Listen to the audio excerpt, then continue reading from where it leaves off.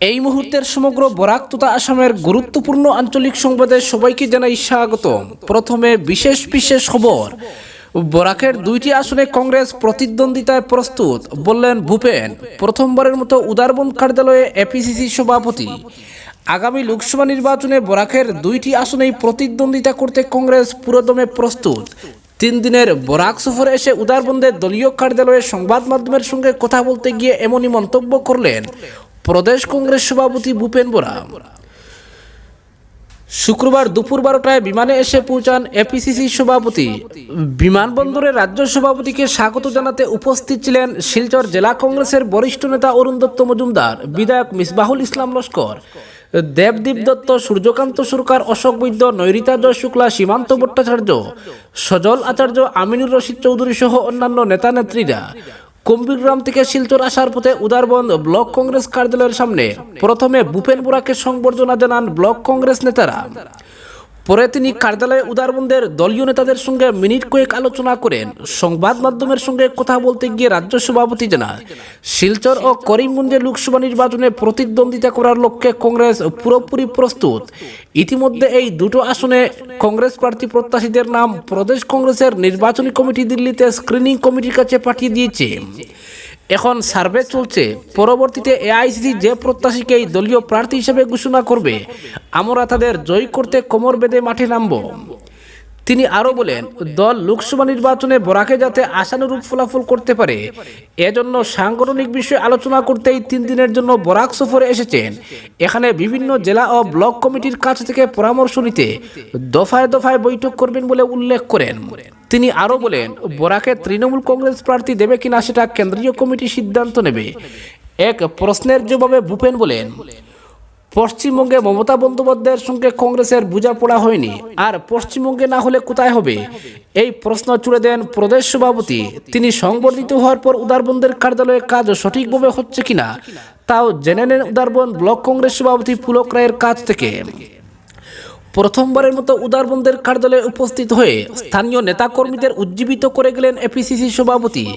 এতে কর্মী মহলেও ব্যাপক উৎসাহ পরিলক্ষিত হয়েছে। উপস্থিত ছিলেন উদারবন্দ ব্লক কংগ্রেস সভাপতি পুলক রায়, সাধারণ সম্পাদক নুরুল হক লস্কর, সম্পাদক তাহের লস্কর, এসসি মোর্চার চেয়ারম্যান কানাই রবি দাস, আইনুল হক লস্কর, অলোক দেমতা, চুনচুন সাহা সহ অন্যান্য ব্লক কংগ্রেসের নেতা ও কর্মীরা। অপরদিকে ওরাও আকাশে উড়ুক, মাদ্রাসার ভাগনাদের সঙ্গে খুশ গল্পে মুখ্যমন্ত্রী হিমন্ত।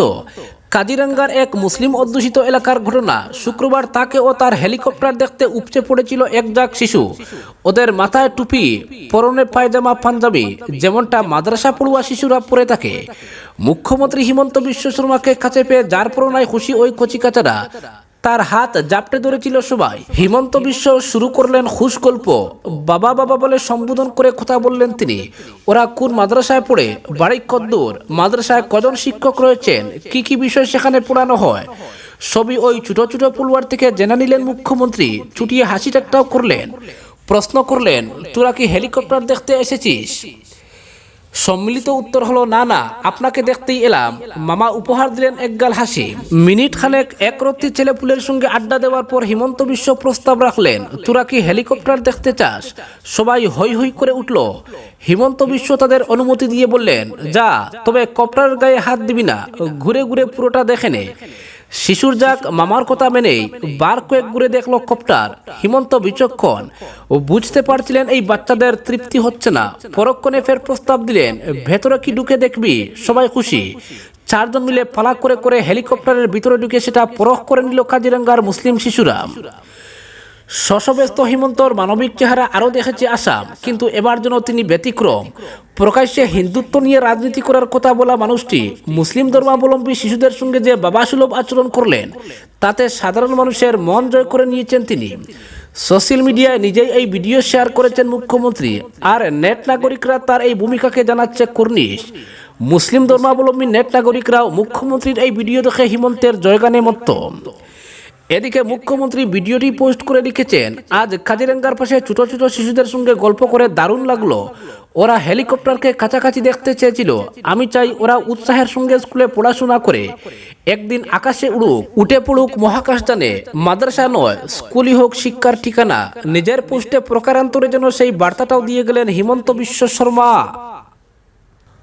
অপরদিকে কামাখ্যা করিডোর সহ আসাম সফরে একগুচ্ছ সরকারি প্রকল্পের শিলান্যাস করবেন প্রধানমন্ত্রী নরেন্দ্র মোদী।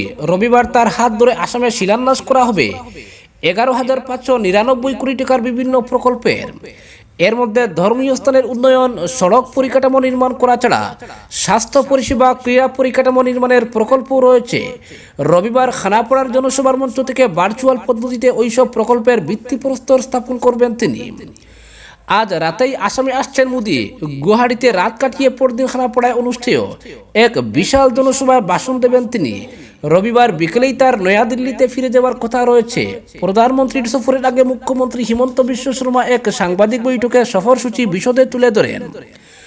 মোদীর সফরে আসাম কি পাচ্ছে, কি প্রকল্পের শিলান্যাস হবে তার হাত ধরে, কোন কোন প্রকল্পের উদ্বোধন হবে তারও বিবরণ দেন তিনি। মুখ্যমন্ত্রী জানান, মহানগরের খানাপাড়ায় আয়োজিত জনসভার মঞ্চ থেকে একগুচ্ছ সরকারি প্রকল্পের ভিত্তিপ্রস্তর স্থাপন করবেন প্রধানমন্ত্রী। সেই তালিকায় রয়েছে পিএম ডিভাইন প্রকল্পের অধীনে দিব্যলোক পরিযোজনা বা কামাখ্যা করিডোরের শিলান্যাস। কামাখ্যায় তীর্থক্ষেত্রকে ঘিরে মোট 498 কোটি টাকা ব্যয়ে সেই করিডোর নির্মাণের পরিকল্পনা করা হয়েছে, যার পুরো টাকাই দেবে কেন্দ্র। তবে জমি অধিগ্রহণ বাবদ কিছু অতিরিক্ত টাকার প্রয়োজন হলে সেটা রাজ্য সরকার মিটিয়ে দেবে। তাছাড়া দারাপুর তিনালি থেকে গড়ল ভিআইপি হয়ে বরজার বিমানবন্দরের নতুন টার্মিনাল সংযোগকারী 6 লেনযুক্ত এক সড়ক প্রকল্প নির্মাণের শিলান্যাস করবেন মোদী। কয়েকটি ফ্লাইওভার সহ অত্যাধুনিক সেই সড়ক নির্মাণে ব্যয় হবে 358 কোটি টাকা। উল্লেখ্য, আগামী জুলাইয়ে শেষ হচ্ছে বিমানবন্দরের দ্বিতীয় টার্মিনালের কাজ। তাই সংযোগী 6 লেনের সড়ক নির্মাণের পরিকল্পনা করা হয়েছে, যাতে যানজট এড়িয়ে দ্রুত পৌঁছানো যায় বিমানবন্দরে। সড়ক পরিকাঠামোর উন্নয়নে রাজ্য সরকারের ফ্ল্যাগশিপ প্রকল্প আসামমালা 1-এর উদ্বোধন করেছিলেন প্রধানমন্ত্রী নরেন্দ্র মোদী। সেই প্রকল্পে অনেক অগ্রগতি হয়েছে আসামের সড়ক যোগাযোগের। তাই এবার আসামমালা 2 আনছে সরকার। রবিবার প্রধানমন্ত্রীর হাত ধরে সূচনা হবে আসামমালা 2 প্রকল্পের। এর অধীনে গোটা রাজ্যে 3,444 কোটি টাকা ব্যয়ে নতুন করে 43টি সড়ক নির্মাণ করা হবে। উজান আসাম থেকে নিম্ন আসাম, বরাক উপত্যকা সবখানে রাজ্য মহাসড়ক নির্মিত হবে ওই প্রকল্পের অধীনে, জানিয়েছেন মুখ্যমন্ত্রী। প্রধানমন্ত্রীর হাত ধরে দুটো অত্যাধুনিক ক্রীড়া প্রকল্প নির্মাণের সূচনাও হবে। গুয়াহাটি মহানগরের নেহেরু স্টেডিয়ামকে ফিফার আন্তর্জাতিক মানের ফুটবল স্টেডিয়াম হিসেবে গড়ে তুলবে সরকার। মোট 831 কোটি টাকা ব্যয়ে সেই স্টেডিয়াম নির্মাণের শিলান্যাসও করবেন মোদী।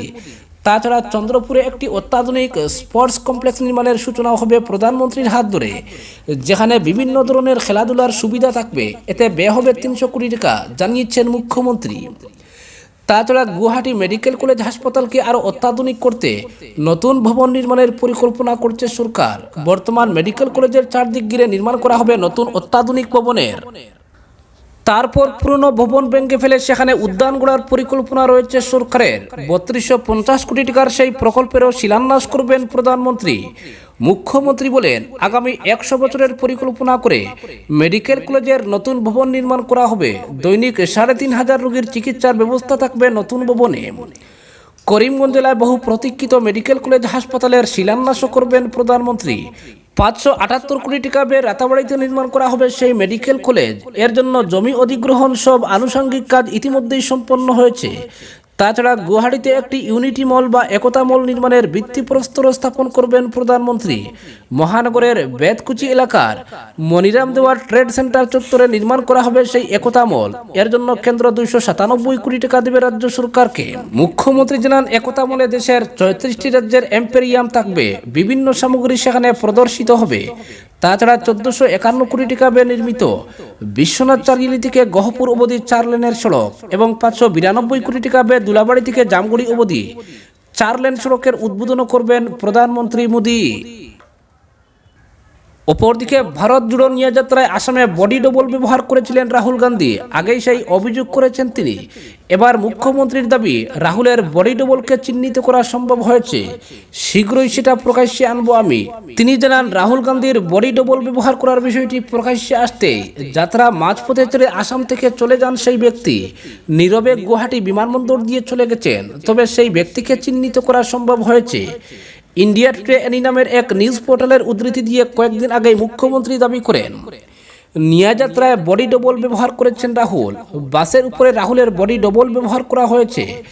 বাসের সামনে যে রাহুল থাকেন তিনি আসল রাহুল নন। আসল রাহুল বসে থাকেন বাসের ভেতরে। বাইরে বাসের উপর রাহুলের বডি ডবল ব্যবহার করা যায়।